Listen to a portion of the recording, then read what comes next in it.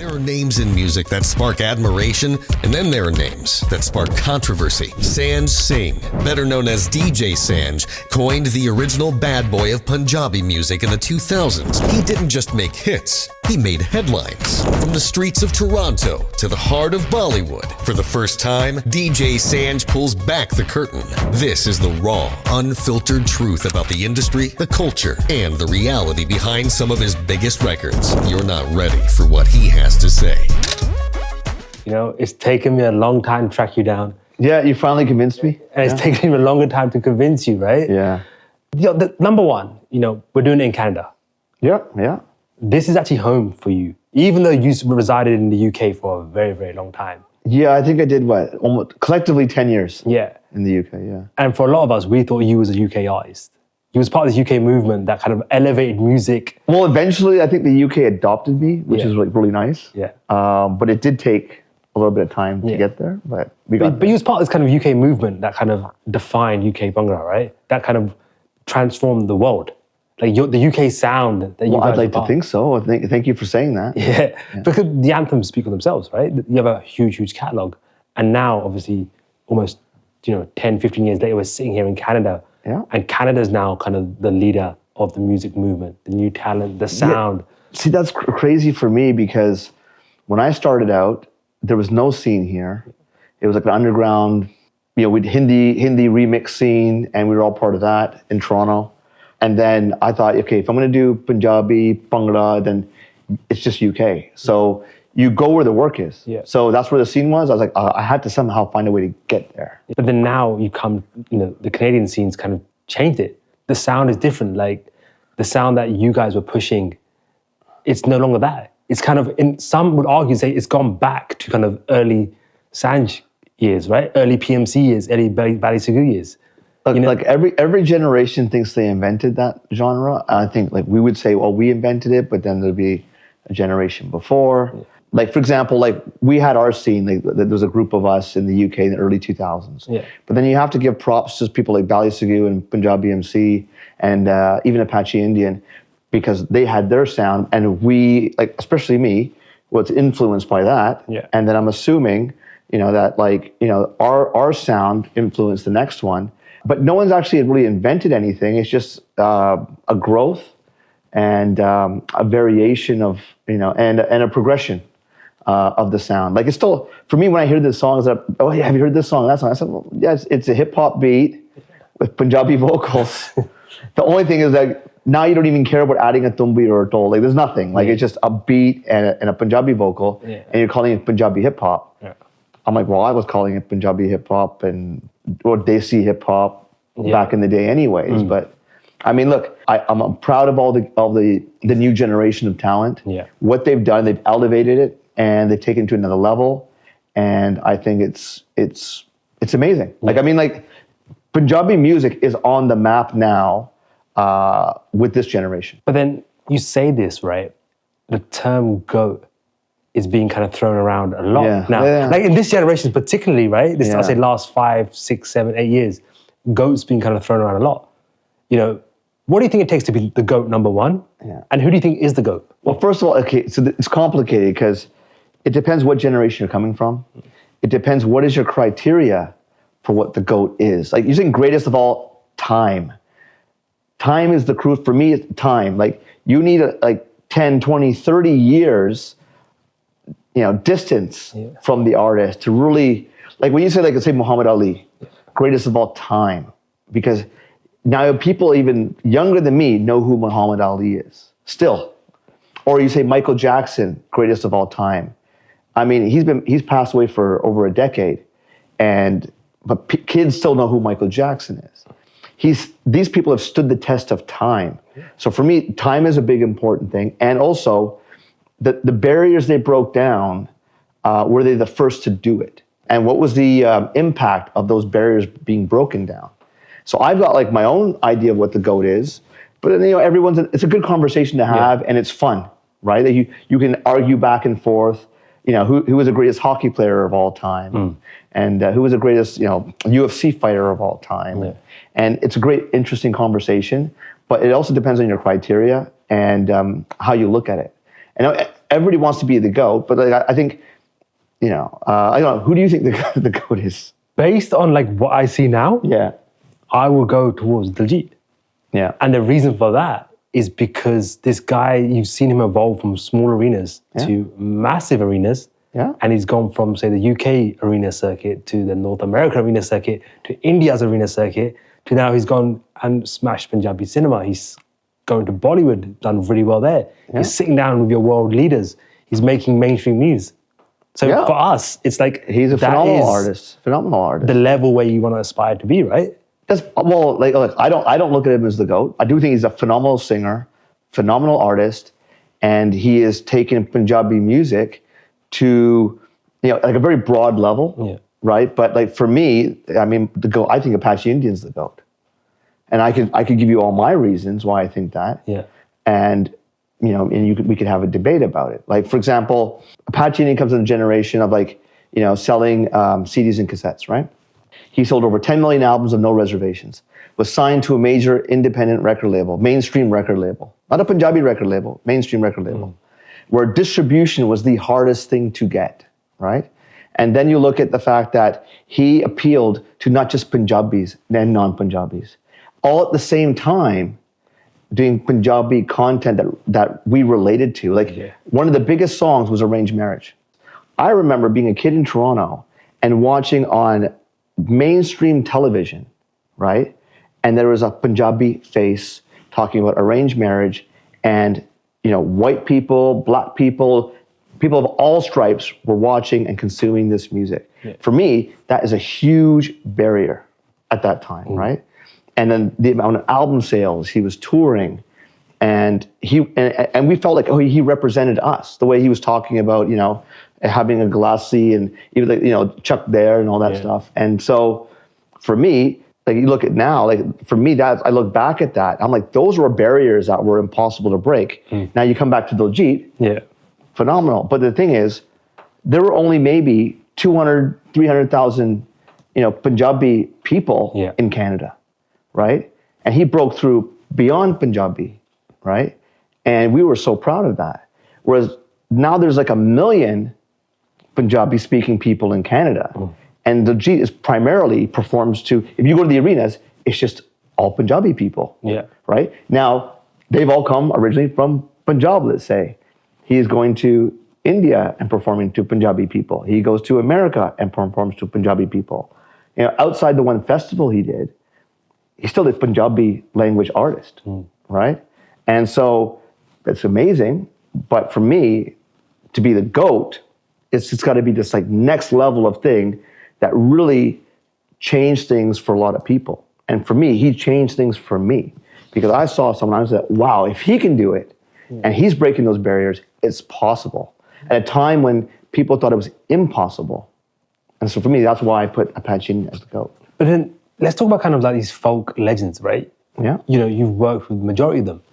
The biggest one was one of the biggest tracks, Tenu Blondi Vishrindashinda. Yeah.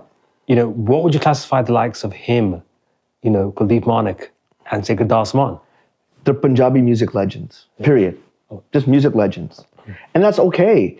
The thing is, the GOAT conversation I find is really funny because you're trying to find this one person, right, that represents everything to everyone. And that it's not realistic, right? Like me, so like, for example, it's like you said, you had the Tupac and Biggie. That was kind of like the Kuldeep Manik and Surinder Shinda. You always liked one more than the other. It was like that kind of camp. And I was in the Surinder Shinda camp, right? I was like, oh man, like he's like a legend. I love it. I would play everything Surinder Shinda. And so, but they're legends. Gurdas Maan Saab, legend, right? And they're multi-generational. See, like my dad was listening to Gurdas Maan, right? I listened to Gurdas Maan. I don't know how popular Gurdas Maan is to an 18-year-old right now. I don't know, right? Maybe they play him, I don't know. But I mean, being multi-generational is another aspect of being a legend, right? And so now that we have generations of Punjabi artists, from different parts of outside Punjab, right? It's interesting conversation. But, you know, I think everyone has their place and it's fun. But at the end of the day, music is about you enjoy it. It's a time capsule of your life because the most popular songs that you love happen at a time that you're being influenced or you have memories. And so for me, each song is a time capsule because the reason why, like, when you get to my age, I don't really listen to new music at all. I listen to the songs that I grew up with because when I play a song, and most people relate to this, whether you play a party song or a love song, it will bring you back to a memory and a feeling that you had in the past. And that's the magic of music. Now, we talk about kind of the music scene changing and, you know, evolving, etc. Yeah. And you're deciding now, potentially, you know, you're coming back with an album. And we'll talk kind of about the album a little bit later on, etc. But sounds have changed, times have changed, attitudes have changed, artists have come and gone, right? Yeah. And I don't want to talk about kind of the album right now. I want to talk about you as a person because you dropped this kind of post on social media and it got a reaction from a lot of people. But, yeah, I was quite surprised actually. I was like, oh, wait, but, people are interested. But for, say like for the last 2 years, right, I've sat down with a lot of artists. Mm-hmm. And a lot of the kind of UK artists from your generation, they didn't have a lot of nice things to say about you, right? And I'm not saying that in like, oh, I'm so surprised. Like personally attacks or whatever. Yeah. But it's because people, a lot of it was like, well, he's this, he's that. But do they know? They don't know me. But why do you never react? And by this, I mean like you look at social media right now, right? You got a big following. But realistically, there's nothing on there that people know who is the artist beyond DJ Sanj, number one. And then number two, it's a lot of people have said things about you. Yeah. Whether it's been singers, whether it's been other producers, whether it's been, you know, TV, radio presenters, etc. But you've never reacted. And what I've seen, in my opinion, it's every time something gets thrown at Sanj's name, a hit song comes out, or a bigger song comes out, or something, he does something which kind of elevates the name even further and kind of flushes out that story, right? Yeah, so I learned a long time ago that you can't please everybody, so I don't try to. I just be me. I don't self-regulate. I don't have a filter. And some people get offended, and that's their problem. But what I'm really good at, like exceptionally good at, is if I don't like someone or I want to prove a point to a group of people, I just beat them with success. And it doesn't matter what I do, whether it's music, business, relationships, whatever, I will beat you with success because I'm very good at it. Yeah. And so, like you said, if people have a problem, they only have a problem because I'm successful. And as long as I'm successful, they will always have a problem.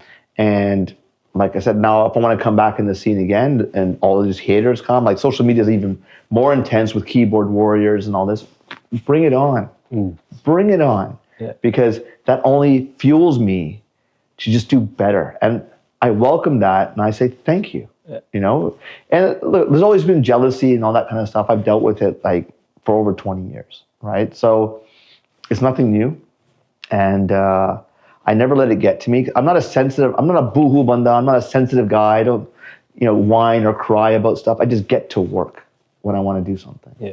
And that's it. One thing I want to kind of talk about and touch on, like with this, I feel like there's a generation change between your generation and this new generation that's producing like the artists and hits and anthems in Canada. Yeah. And it's like the Canadian music scene. These new kind of generation of artists seem to be together, Canadian artists. They're supporting each other. And I think one artist that I need to kind of mention and kind of say who's leading the kind of production, you know, levels and, you know, elevating the scene even more, it's someone called, you know, Intense. Yeah. Look it. What's your thoughts on him? Because he's worked with like Diljit. He's worked with, you know, Jasmine, Gary Sandy, with big names, and he's got hits under his belt, right? So I've known Intense, Anil, since he was like, I think 12. Yeah. I know that family really well. And I love all of them. They're family. And so there's no one happier or more proud of him than me, because I've seen from the beginning when he was, you know, trying and he wanted to do this and he stuck with it. I remember a time when I came home from England and he said, "Can you listen to a CD?" And I said, "No, I'm not going to listen to it. And I'm sure he was upset at the time and then, was like, why wouldn't you want to listen to my CD? And I told him later on, like, what the reason was. And the reason was simple. My opinion shouldn't matter. If you believe you can do this, then just do it. You shouldn't care what I think or what anyone else thinks, because as soon as you get someone else's opinion, that can kind of rattle in the brain.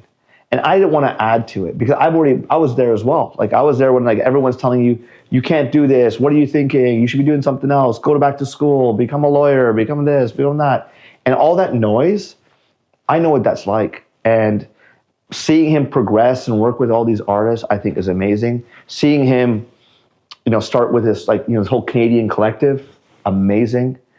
And I'm proud of that generation for being that. Like, I tried doing that with, like, the North America's Most Wanted crew back then, and trying to elevate and bring people up. But what I realized is, there's some people you just can't help. You can try your best to try to lift people up, and they won't let you. Yeah, they're their own worst enemy. But the flip side of that is that they can bring you down.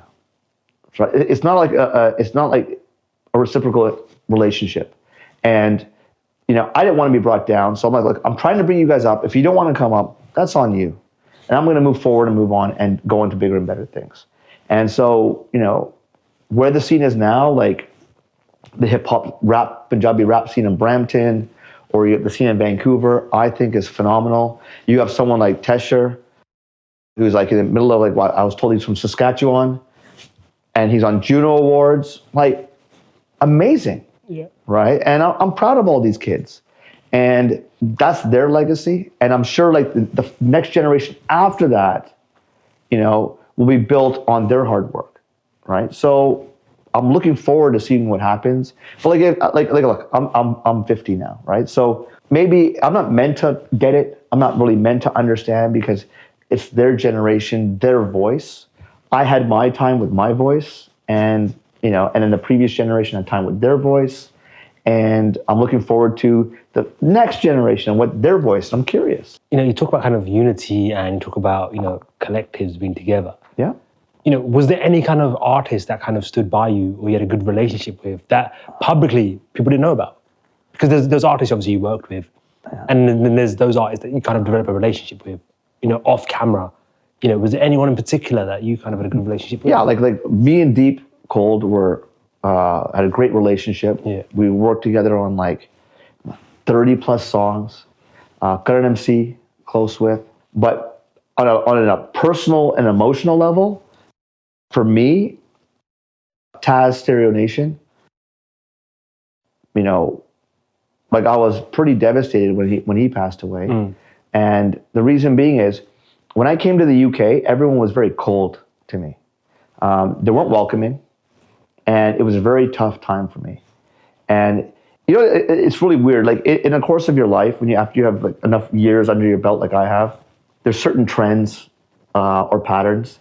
And it just happened, I don't know, kismat or coincidence, whatever. Every time I was in a really bad point in my life, or emotionally, or financially, or whatever it was, Tazz just seemed to be there. I remember meeting him first time, I think it was in 2001 at a party. And he was the only one that walked up to me and said, "Hey, bro, I heard you're from Canada and you're doing good things." And he goes, "Amazing. Keep it up." And then a few years later, I ran into him again. And he's like, "Yo, when are we working together?" Yeah. And I'm like, "Oh, man, I would love to work with you," right? Mm. And then when I was in India, again, he was there for me. I remember, like, the first time I shaved my head, I was so frustrated. So this haircut style was by accident. Mm. Because I was so upset and frustrated with my situation at the time that I just said, "You know what? Just buzz cut it off." And I remember seeing him at a nightclub that night in Mumbai. And he goes, "Sanj, whoa, what's up?" "I love it. I love it. You have to keep it." And I was like, "Oh, okay, thank you." And then I remember, like, there's other points in my life, and he was just always there. And I had a great relationship with him. He was so fun to be around, great energy.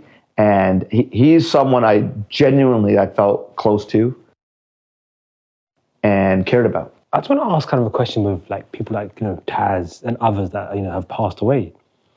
There's a selection of artists that have passed away and their legacy was preserved.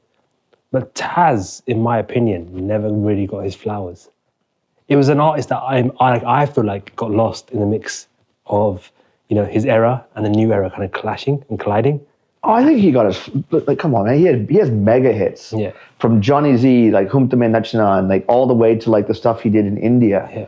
Galagoria and all these things. Like, I mean, come on, man. Like he got his flowers. But why do you think the media kind of just, once an artist kind of passes, they ride the wave and that's it? We don't kind of keep the legacy alive. Look, the unfortunate thing is the media is all about, especially now, it's clickbait. What's the next thing everybody wants to see or talk about? And I personally don't give a shit about the media. I don't even really care about social media. Yeah. I'm not like a loner. I like being on my own. I enjoy my own company. I'm quite fun to hang out with, and so I don't have that need to, I don't need attention from people. I don't need admiration from people. Yeah. I generally don't need anything from anyone. Yeah. And so, with Tazz, I play his songs in my car. I think about him every now and then. And same with Karan MC. Yeah. Same with Deep Cold. And so, even Soni Pabla, awesome, nice guy. I'll play his tracks and think about him. And the best way to remember someone is look at what they did. Yeah. And if they were a musician, or they had songs, play their songs, and that keeps them alive. And I'm okay with that. Like, I can't speak for society. I can't speak for the media. I can only speak for myself. And as far as I'm concerned, all the people I've worked with that have passed away live in my heart, because I made something with them that will stand the test of time, that will be available for anyone to enjoy at any time. Now, let's talk about media quickly, right? Okay. You said you don't give a shit about the media. No. Right? And trying to find interviews with you with the media, apart from your early part of your career, is very difficult. Like, you never actually sat down and kind of spoke to the media, got involved with the media. You was kind of like, you're here, you turn up to an event, you leave. Yep. But there's one event in particular that, like you have these message boards, there's like these infamous message boards. Yeah, things put on back in the day. Yeah. Before social media. Before social media. Yeah. And there was, anytime something happened, the message boards were the first ones to report on it. Yeah. And there's an incident with you at a pre-show music awards party, like a nominations party. Yeah. And it was, an altercation that happened between you and people in the industry. Now, again, people that don't know what happened, it was a case of, Sanj has turned up for his award show and Sanj has caused a, is he the problem child that is coming and cause ruckus? Or is it the industry has turned on Sanj? What actually happened with you that day? Look, I've had the industry turn on me multiple times, and I still came back and won. That incident, but look, I'm not a big guy. Yeah. I'm like 5'8", but like at the moment, let's say I'm walking around at 220 pounds, right? And at that time, I might have been like, like 50 pounds lighter. But like, I'm ready to bang anytime. Like that's the one thing, even the people that don't like me will be like, no. Sanj ain't a pussy. Yeah. Like, I'm just not. I'll bang anytime. If you're gonna step to me and you put me in a bad mood, you're in trouble. Because it doesn't matter, like, I'll just make it, even if you're bigger than me, stronger than me, which in most cases it's always the case, I'll make it so much trouble for you that you're gonna think, yeah, it wasn't worth it. In that situation, it was me, Jazzy, Shinda, and the head of Movie Box. We all went together to the show, and we were chilling out. There was a past beef, like pretty much when I was leaving Envy and all that drama that was going on there, and I ended up getting into altercation with someone, and then that led to like 8 guys surrounding me, right? And I'm like, okay. I wasn't like a pansy saying, oh, please, looking around. I literally was surrounded by 8 guys. I said, okay. And I got my keys out, put them on my hand, and I said, who's going home blind to their mother? Let's go. Yeah. And they were just like shocked, going, what do you mean, let's go? I said, let's go. Who's the first one? I just want the first one. The rest of you can have your shots, no problem. Who's the first one that I got to deal with? Yeah. And then let's go. And they were just like, the whole like this for 10 minutes. Yeah. And then all of a sudden, because the thing is, all the media is there. And all the media turned around and was like, what's going on? I remember Jazzy and Schindler going, whoa, what's going on, right? And I'm like, look, fear is not a deterrent for me. And I do get myself in trouble in these situations, which is why you ask why I'm a lone wolf, because I avoid all these situations. I have what you call, I don't know if the kids will remember this movie, but Back to the Future, they had Marty McFly. And he had, if you called him chicken, he couldn't like let it go. I have that same problem. I can't let it go. And so I can't back down. And so that's why, as you get older and mature, you just avoid these complications. You remove these people from your life. And then I don't have any problems. Like, I don't have any altercations with anyone, I don't have any problems. But in that case, that's what happened. And then as, drama, unfolds, and then the next day goes on, the next week goes on, people start gossiping about what happened, and then the story gets bigger or altered or whatever, like telephone, like game telephone. And I found it quite hilarious. And but then look, we've all got stories when we do silly things when we're kids. This is going back a good 10, 15 years, right? So have I matured from then? Of course. Do I do that stuff now? No, of course not. I'm a little bit too old. In the industry, when it's kind of like so-called beefs and there's like, misunderstandings or, differences of opinion, that they need to be addressed. Because right now, what I see in the time I've kind of spent there, it's now done through indirect statuses and songs and whatever. But whereas you kind of dealt with it head on. Do you think by dealing with it head on, it kind of nips in the bud and it doesn't linger around? I deal with so am I diplomatic? No. Do I offend people? Sure, but that's only because I tell you the truth and you don't like the truth, then you get offended. I believe in facts and I believe in results. I'm very result oriented. And so for me, if you don't like me or you don't like what I have to say, that's your problem. And if you're really gonna push it with me, you will know I will push back, right? And I'll push back harder.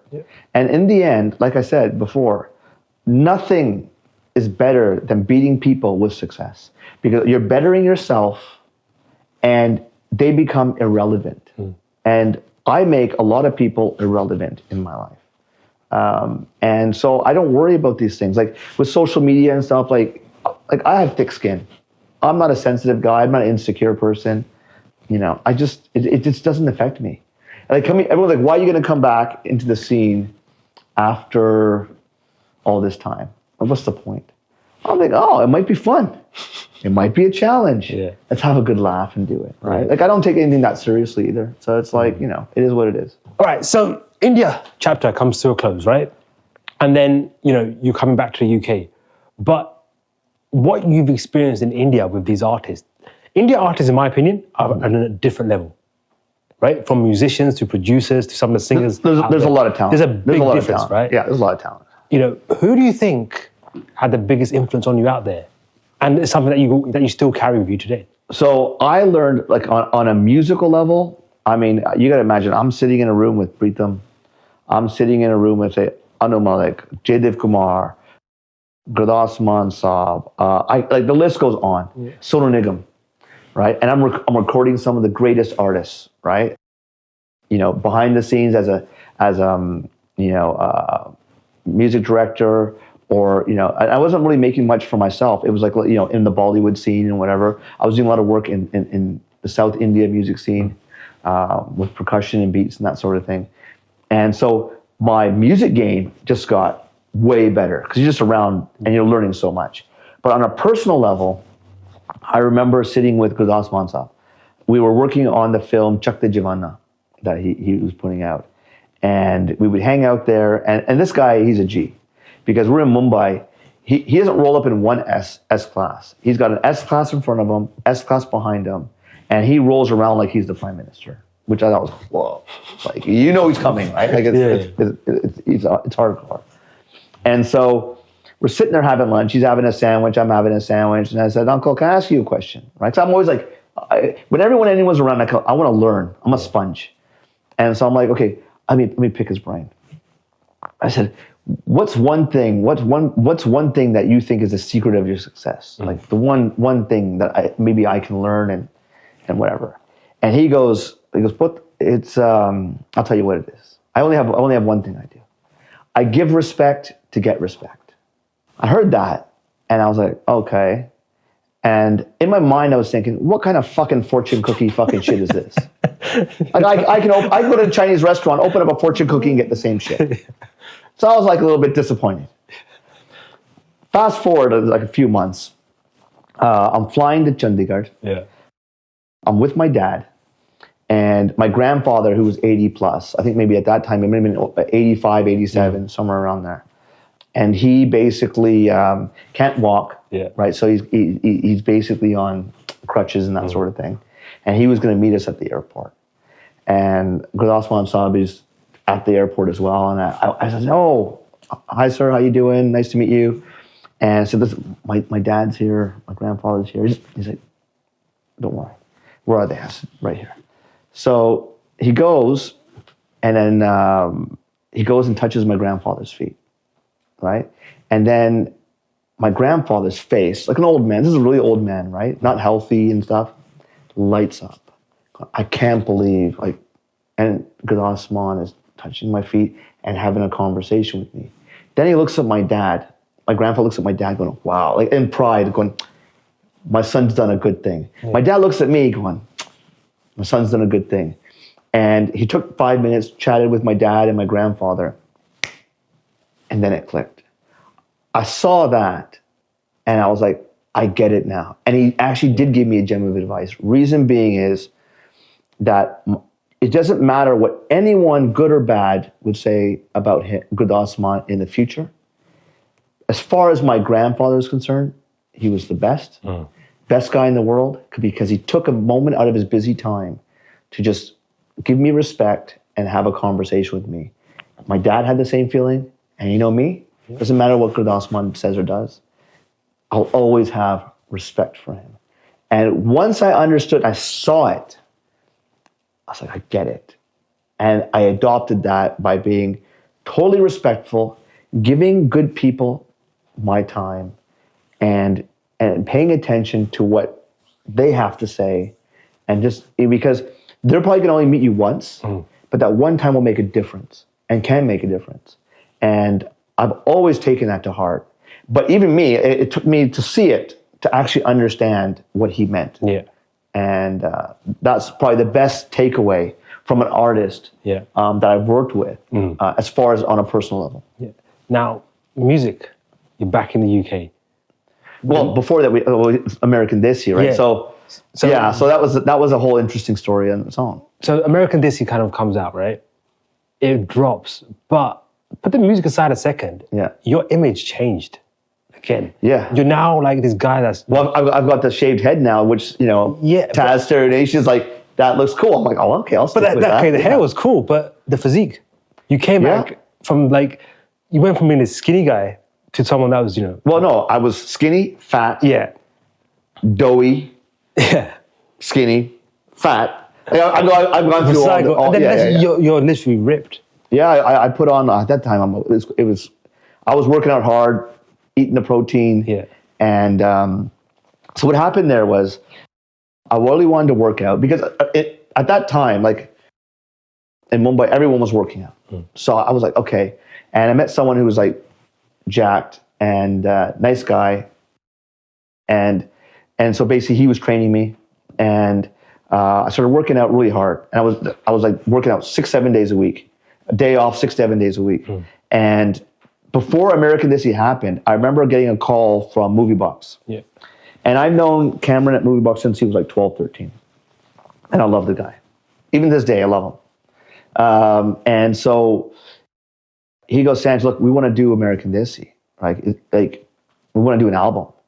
And I'm like, let's do it, man. But he's like, I can't pay you, you know, what you deserve. Like, because, you know, DJ Sanj isn't the same name, because I left in 2006. It is now 2010. And he goes, I said, listen, he's like, I don't mean to offend you or whatever, but it's just not the name. I said, just calm down. I get it. Don't worry about that shit, okay? You pay me even $5, £5, I don't care. Yeah. Let's make an album that smashes everybody, right? And he goes, cool. Yeah. And so SALEEM's on the album. He goes, we got to use Miss Pooja. Yeah. I said, okay, let's do Miss Pooja on the album. And we started building the album. Yeah. And I'm more big about new voices. Yeah. I want new voices on my album. So we had Satwinder Birdi on the album. Yeah. Before, I think it was JSL. I think that's probably the first time JSL rapped. He was a rapper and singer in Punjab. Before he even did all that, I think American Desi was the first album he rapped on. And we put together this album, which at the time I thought was like, this is it, man. And then Raj Brar was on the album. Yeah. And so we got really excited and said, like, yeah, this is going to smash. And then Neriya was the first single. Yeah. Like the video of that was kind of you in like a different light. Like like talking about the video, like why did you kind of show yourself in that way? Because in other videos, you kind of like a glimpse here and there, you know, there's not much of a focus on you, but suddenly in this video, you are the focus. When I was told, when like Cameron told me, he goes, look, your name isn't what it used to be. You know, there's a lot of people, and then, you know, you hear the rumors like, oh, Sanj is falling out. He's gone. There's no way he can make a comeback. He's finished. I'm like, let's bring it. What I'm going to do? I'm going to smash you with success, buddy. And so he goes, look, we had Dosanjh, right? Okay. We need another, like something like a banger. I said, don't worry. We're going to do it. And that's we're working on TERAY HUSSAN DE MAARE, right? And then you also Niya Ja Tere, Nakre. And then we had Atre blew up in the villages, right? Which was like random record. Like, I'm like, well, I didn't think that was going to blow up. In the villages, people are like blowing that song up. Yeah. And then Neriya with Miss Pooja. Yeah. And then even Apple Bottom Jeans. That blew up in a different demographic. Because the sounds were so different on the album, it targeted a different demographic or a different country or whatever. And it just became a massive album around the world. Talking about, you know, TERAY HUSSAN DE MAARE, because SALEEM at that point was kind of transitioning to Bollywood. He wasn't really releasing any kind of big Punjabi songs. No. And then suddenly he comes out with this gem that kind of elevated him. And then the video itself was something different for the time as well, right? Okay. So I'll tell you a funny story with the video. So the label in India weren't my biggest fans, right? Because, like I said, I'm very I'm very awkward and difficult. I don't kiss ass. I'm not, you know, paji, hanji paji. I'm just not that guy. Yeah. And they're used to that from all the artists. They're like, well, Sanj doesn't kiss her ass. I said, dude, I don't kiss anyone's ass. You don't like me, go fuck yourself. I just don't give a shit. And they were basically made the choice to kind of like sabotage the album. Yeah. So there was before that video you see on TERAY HUSSAN DE MAARE, there was another video shoot before that. And so me and SALEEM, we show up at this like club set, like nightclub set. And no-name director, he had never done a video before. I think it was his first video. Never used a red camera before. And I'm thinking, this is a shit show. And then I see like 5, 6-year-olds running around in a nightclub, dressed up in like, you know, like dresses and club gear, dancing as one of the shots. And I said, what the fuck? So I call up Movie Box and I said, listen, dude, why the fuck are we doing a pedophile video? What the fuck's this shit? Yeah. And he says, what do you mean? He goes, send me proof. So I start taking pictures. I'm like, this is the shit that's going on here, right? Yeah. And he goes, okay, give me a minute. There's a full blowout and everything. And then we end up arranging another video shoot. Like, you can probably find that video somewhere on YouTube. I think the director finished it and we're like, nah, we're not putting that out, man. Forget this, right? Yeah. And so we end up doing a video 2 weeks later, somewhere else, where we drive, and that's the video that actually got released with me and SALEEM. And that video, we're like, okay, cool. It's like everyone having fun, everyone like, you know, consenting adults age, I mean, reasonable age, nightclub age. Exactly. And I was like, okay, good. I can live with this video. Yeah. I can live with this video. And so when TERAY HUSSAN DE MAARE came out, that blew up.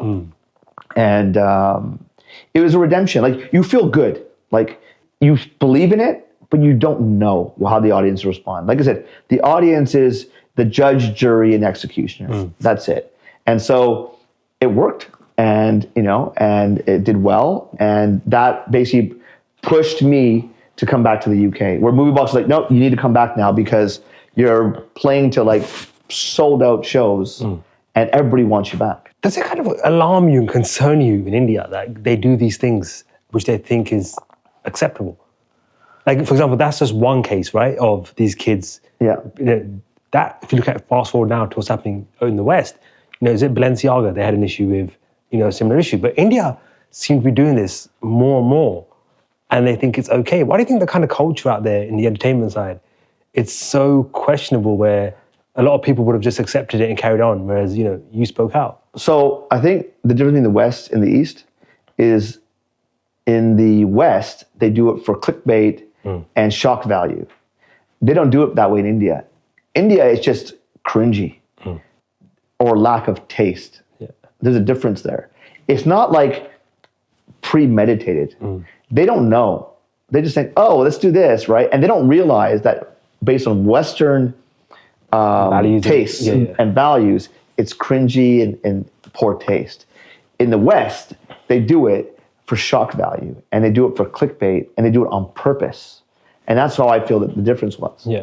But then, look, I pretty much would think that in any entertainment business, anywhere in the world, whether it's K-pop or Hollywood, Bollywood, there's a shady element because it's entertainment, and people at some point will feel that they're in a position where do they have to sell their soul to achieve success. And in anything like that, the creeps and the manipulators and the predators all thrive in those environments. Now, I know we kind of went off tangent there, right? But it's just, it's a question that I want to ask, but not a lot of people want to address, right?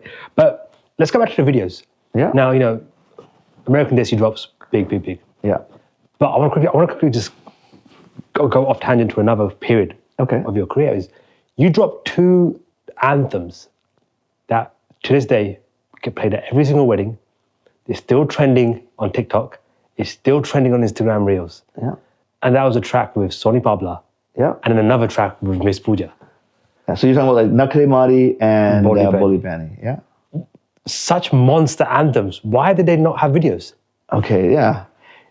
So I can give you the honest answer. Yeah. So Boli Bani, when we recorded it with Soni Pabla, there was a previous version on a Little Satch album that we did that did nothing, right? And so Cal, who's been my keyboardist for years, said, look, we need another take on this. We'll do like a Desi Bhangra take. I said, sure, why not, right? What's the worst that can happen? So technically, the version that everyone knows and loves was technically a remix, right? And we thought nothing was going to happen with it. Ends up just going viral. That was going viral before viral was a thing and blew up, right? And with Nakre Mari, so on American Desi 2, we put our eggs in the basket of this song called Dokibazi, right? Which we thought, oh, this is going to blow up. We were wrong. Like I said, the audience is the judge, jury, and executioner. And so it went viral because these girls were on YouTube dancing to the song. And all of a sudden now, even to this day, after over a decade, I get hit with reel after reel after reel of people just dancing to it, which is amazing. Like it was like lightning in a bottle. Right time, right place. The message it's very pro women, right? And it just blew up because women love the song. Yeah. And it gets played, and I love it. Like, look, I've got a lot of songs that are like that, like that no video blows up, and it'll stay. Like, no one can take away the results. I've got evergreen songs. Now, the new generation, I don't think there'll be evergreen songs, but you can't take away, like, my songs will still get played. Like, I'm shocked, like, the Dust Job, for example. Yeah. After 20 years, still a big record. I'm surprised. Yeah. I think it'll be a bigger record another 10 years from now. It'll still get played because that bass, that thump, it is what it is. And then let's kind of move on to another kind of gem that came, after, American Desi, was you find this guy out of the blue called J Status. Well, it wasn't really out of the blue. As it wasn't out of the blue, but this is someone who hasn't had a hit. You find this guy and you create this song, Qatal Kare, which again, the video was different. Yeah, Sonny did an amazing job on the video. The sound was different. Yeah. And it's just, everything was just a different element. It kind of showed that you are now versatile beyond what people would have imagined. Well, so here's the story with Qatal Kare. That song was written by Juggy and myself, and we that song was gonna go on American Desi, but American Desi was good. And so it was a song sitting on my hard drive. And before I left India, I remember Juggy D coming to my my house. Now I love Juggy. And so Juggy's crashing at my house, and I said, Juggy, man, I got this song. I'm gonna play it to you. You should jump on it. I think it's gonna be a hit. So I played him the scratch version with the lyricist and doing a guide. He goes, bro, let me tell you something. I love you, but it's a pile of shit. It's not a hit, man. I said, okay. And I've always come to believe that everyone has a PhD in music. So I'm like, okay, I don't take it personally. I'm like, okay. So then I held the song. I said, don't worry. I know it's a hit. Because I know it's in here how I want to do it. And so when I had J Status, they go, we want a banger first. I said, no. I already got the banger. It's right here. But I wanted to do Juggaliyan first as the first single. Why? Because if you listen to the lyrics of Juggaliyan, one, they're timeless. One everyone can relate to. Because all everyone does is chat back. Was it, as an ask, was there like an indirect kind of meaning behind that song? No, it's just everyone's, chat shit behind your back. Especially when you're trying to do well, they chat more shit behind your back. And that's what it was about. And that was like, it was a play on, like, I remember as a kid listening to Gurdas Maan's Juggaliyan. Juggaliyan. So I was like, okay, I'm gonna do my version of Juggaliyan, right? Because that's what we reference Gurdas Maan in the song. And we did that. And then I said, okay, and then the label's like, okay, look, we need the banger now. Okay, don't worry. Wait, I want to interject there, just before you talk about banger. I'm going to Juggaliyan. There's a scene in there where you smash a car, right? No, that's not that song. No, Juggaliyan. That's Mini John. The Mini John? The baseball bat? Yeah, that's Mini John. Mini John, okay, we'll come back. That was like I think the third or fourth single, I think. Fourth single, maybe. So, Kato Kre, I said, okay, we're going to do this. And so I got J Status to sing the song. I wanted to produce it and make it sound a little bit like fresh at the time. And at that time I was on a roll. Like I had a lot of ideas. So I was like, okay, I'm rolling with this new sound. And it just blew up. And the video was great. That was like, the video was great, the vocals were great. And then it made me feel like, listen, I know what I'm talking about, because I know, you know what, the song became a hit. And I knew it was gonna be a hit. And so I felt validated. And then like, look, J Status, it helped build his career from that one song. And because the next anthem, the next anthem that came from there, in my opinion, which, hey, I was part of as well. Was Mukra. You were one of the dancers in the video. And, but for us, it was like, okay, Mukra is a Bindrakia classic. No one's ever touched it. They've done remixes here and there. And first comes out this, bootleg remix of Mukra. So when I was messing around with J Status, he's very classically trained. So we started picking up like songs that he knew, but I wanted to see his range. So I said, pick songs that like he knew, but just change all the melodies up, right? Let's mess around. And we were thinking about doing like a bootleg mixtape at the time. And that was one of the tracks on the bootleg mixtape. And I even gave out the vocals. I was like, let's just spread around, mess around, right? And then the label's like, wait a minute, this is like pretty cool. Can you do a Desi version? So I had a Desi version that was done. But I had this black and yellow bootleg, which I was like, oh, we got to put this out. Label's like, no. Play the Desi version again? I said, yeah, forget that. We'll do something different, right? They go, no. We want to do this. And they were so excited. So then we ended up doing that. And then when I was recording a Sardi Shan video with Deep Cold and Satta, I told Deep, I said, do you want to jump on this? He's like, oh, it's a Bhangra record. I said, dude, why don't you smile? Let's smile in the song, because you're always like, I said, let people see a different side of you, right? And he goes, okay. And then his verse in there, like that hook. I said, I'm gonna make it the hook. We're not gonna do a verse. We're not gonna do a feature. You're gonna be part of the hook, right? The chorus. And so we came up with that. He came up with those 8 bars. Bindrake in your gardi and all that. And I was like, yo, man, now I said, watch it. This is gonna blow up. And so we were all excited. The video was shot well. Your dancing was very good. Thank you. And and that caught everyone by surprise, that song, because it was a song that everyone knew, but it was just done on a Because even us, like for me, we were told, okay, a music video is happening, DJ Sanj, no one told us what the song was. And it was in Coventry, right? So in the car, the director sent us the song. And it was my mate goes, it's, Mukra. In my head, I was like, yo, it's the hip hop version. Why am I going to dance to the hip hop version? So we were in a bad mood. Like, yo, we want to dance to Punjabi Bhangra songs. And he's like, no, listen to it. Yeah. And he put it on in the car, and it's like, yo, this is actually really good. Yeah. This is actually like an anthem, and it became an anthem. Yeah, it was quite popular. And it elevated Jay status even like further and further. Yeah, back-to-back hits. Yeah. But then, you know, okay, other songs kind of came out with Jay status after that as well, right? But what kind of happened to him? Because he kind of disappeared. Like, you disappeared for your own reasons. But then him as a singer, you think someone who's got momentum behind him, who's rising. He's now disappeared. Yeah. And there's not been a comeback single. There was a few songs after you with other producers, which honestly weren't great. But he's just, as an artist, disappeared. Well, I think like if you were to look at, say, being a singer or an artist as a job, some people, they get tired of that job or the job's too much for them. And then they got things going on in their personal life that takes more of their time or importance. And then you kind of like, it just goes in the background. Yeah. You know, Jay Status made his own choices. You know, he's got his own life. You know, I'm sure he's happy where he is. You know, and then you move on, right? Yeah. Like you never have to do one thing your whole life. And I never understood this with people that wanted to do one thing their whole life. Yeah. I like doing a bunch of different things to see what is interesting to me, what can challenge me, and I'm sure, like, look, there's a good, strong possibility he will be on American Desi 3. Yeah. So. Stay tuned. We'll see how it goes. I mean, if we come up with the right song, we'll do it. Yeah. But I think everybody has their time. Just like I had my time. Like by the time it came to 13, 14, not even more than that, 2012, I think I was tapped out. Yeah. I was like, I banged out so many records. I did a stint from 2000 to 2006, did so many records. And then you're kind of like, I think I'm done. Like, I got nothing else to offer. Yeah. And you want to walk away. Because you came out with Rewind.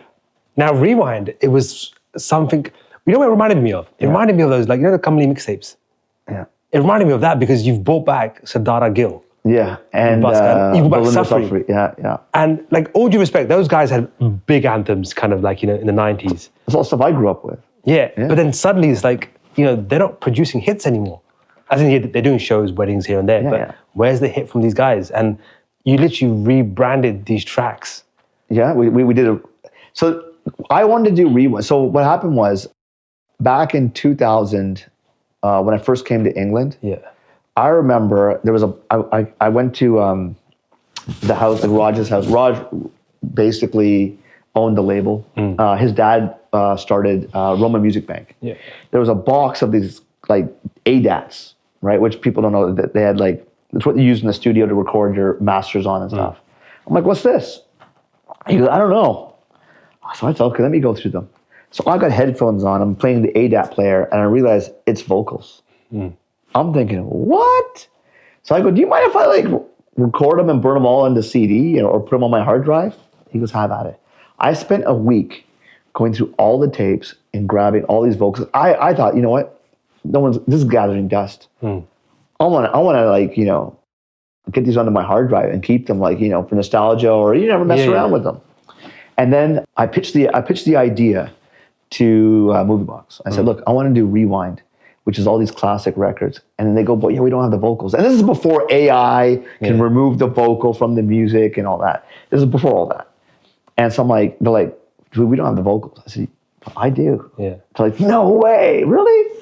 I'm like, yeah, I got the vocals. Yeah. And so we did Buskar, and then we did Jala Bakya and all the other songs. And when we finished it, the label was happy. We played the Sadara and Safri, and they were like, wow, like, okay. And so everyone's like, okay, this is a cool project. Yeah. And we didn't expect much from it. It's like, you know, just put it out there, whatever. It's like, we don't expect nothing from it. Yeah. We just liked it. It was like for us. All right. And also, don't forget, I grew up, you know, with Apna Sangeet and Safri. Like I remember buying the Safri cassette, like with just the, you know, paper tray, J card and everything in it. And so for me, it was just like, check. I wanted to work with these guys. I used to watch these guys on TV with my dad. Yeah. And then Buskar just like blows up. And it became like an anthem all over again to this new generation. Yeah. And so that was exciting for me. And then I remember, you know, chatting with Sadara Gill, and they were so happy because like now a whole new generation is enjoying it in a style that they're accustomed to. Yeah. And so it was just amazing. You know that kind of generation, right? Like it's a touchy subject because they were kind of, monsters in the 80s and 90s and 2000s. They kind of fell off. Yeah. The only kind of person I think kind of sustained it to that high level and caliber was Malkit Singh. Yeah, he's a living legend. Of course. Yeah. But why do you think these other kind of artists, they just never kind of grew with the times? They were kind of stuck in this bubble of like the 90s, the early 2000s, as far as you guys are going to go with your music? Honest opinion is, the audience decides. Like I said again, judge, jury, and executioner. The audience decides that, and my personal opinion is, if you look at Malkit's like songs, like hits, they're not hits. They're like mega hits. Do you know what I mean? Like they get played at every wedding now. Yeah. They broke India. They're played around the world. Whereas I still think stuff like that Safri was doing, Bolinder Safri and Apna Sangeet, Sadara Gill, was very UK and Canada. Like Canada liked that stuff, UK liked it, but I don't think it wasn't getting blasted in India. Yeah. Like Malkit crossed over. Like he got to another level. And that's why he's still touring now. Like, every time I meet him, I uncle, how you doing? Like, lovely guy. He's one of those like boxes I want to check where I was like, I've worked with so many like the artists that I grew up with, except Malkit Singh. And so he's one I would like to like check. Is there anyone else that you kind of like, you want to work with that you haven't? Because like your roster's massive. Is there anyone like from the like? Yeah, I have Sherry Man. Yeah. Ever since he did that Yara Mulle, I'm like, I want to check that box because like he seems like I know I could do something like insane with him. Yeah. And that would be one I want to do. You never know, it might happen. It might be on American Desi. I don't know. We'll see what happens. You said that by 2012 he was tapped out. Yeah. But you was kind of releasing kind of other projects for, artists, like artist albums. Yeah, I would call that the bane of my existence. Yeah. I remember running into True School and I said to him, man, you know what? You are phenomenal at these artist albums. Yeah. And he's like, so are you too, bro. I said, cut the shit. I'm shitty at artist albums. Yeah. I hate doing artist albums. But I said, man, the way you do it, man, it's like amazing. I said, I can't do it. And I realized that like, when I want to do a DJ Sanj record, I want it 100% me. Yeah. The problem is when I do it with another artist, they want to put their 2 cents in. And every time I do that, it never works out the way it's planned. And so I would never, doesn't matter how, I get inquiries all the time, even now, on Instagram or email or whatever. Baji, I need a song, I want to work with you. I won't do it. I will never do an artist album ever again, no matter what. But another question I kind of want to ask, right, is personal brands. Because, okay, now when you're between that period between 2000 and say 2012, the media was the monopoly in terms of marketing products, in terms of they carried promotions and PRs, etc. Yeah. Now, I've come from the UK. I can tell you now the media does not have a monopoly anymore. It's the artist's own brand and it's the artist's own kind of PR. Perfect, it's better, etc. It's better. Yeah. That's something you haven't done before. Because before it was, again, it used to go out to these different, whether it was Z Music, whether it was the BBC Asian Network, whether it was BritAsia TV. Yeah. That's how music carried and pushed out, etc. Yeah, but you have to remember, I put out records that blew up and went viral without any video or anything. If there's any artist that would just put out stuff without any marketing, it was me.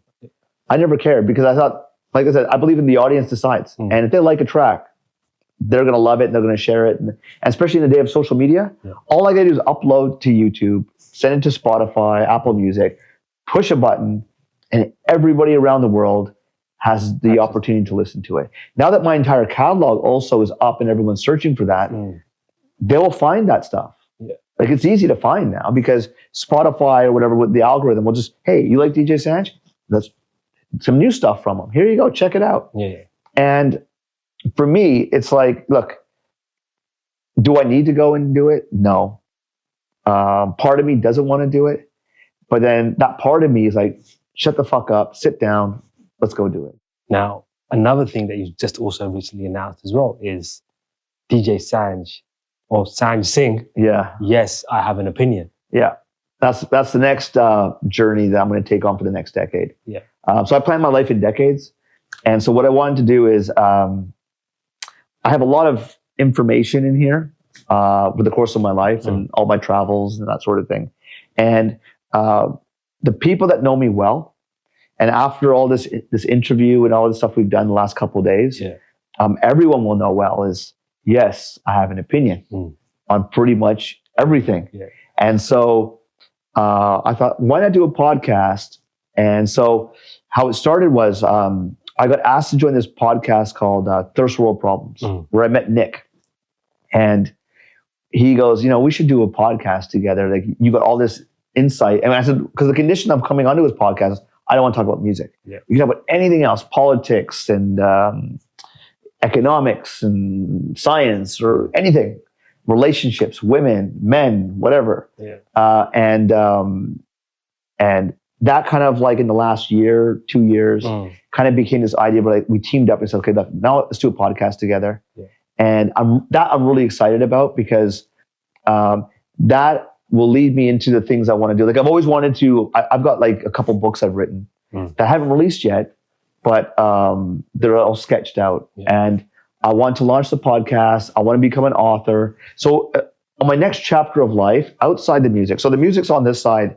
There's other stuff I want to do in my life. Yeah. And so, if that musical audience, or like the DJ Sanj fans and audience, want to come with this journey, they can. They don't have to, but they can.